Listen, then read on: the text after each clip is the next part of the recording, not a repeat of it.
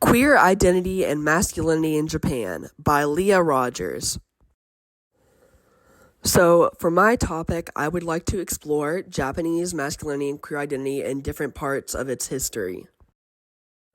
The question I would like to propose is, how are queer identity, masculinity, and sexuality formed and perceived in pre- versus post-war Japan, and how does it compare to the Western formation and perception?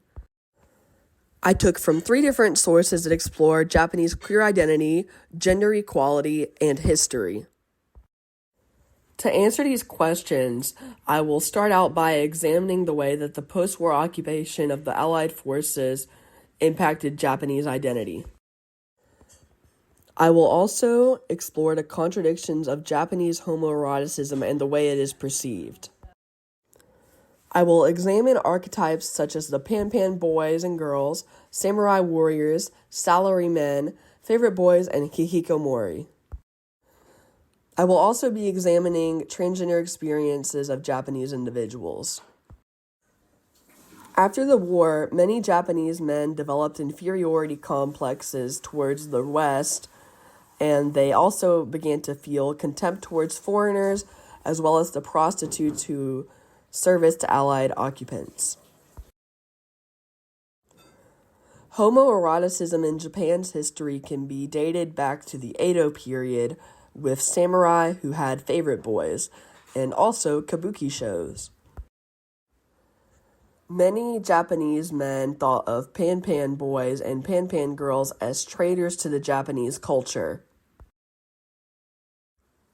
During the Edo period, samurai often held homosexual relationships.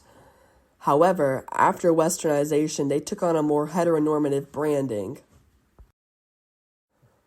Salarymen took on many of the values of the samurai, but they applied them to modernized office-work environments.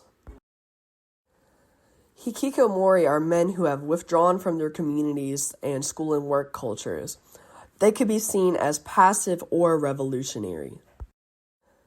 Transgender activism exploded in the 1990s. A lot of work is left to be done, but Japanese transgender people could be seen as more revolutionary than their Western counterparts. With taking all of this information to account, these are the points I would like to argue in favor of. Examining queer identity and masculinity in Japan is important because it tells us a lot about our world and allows us to understand complexities to avoid falling back into stereotypes. These are my sources, and thank you for listening.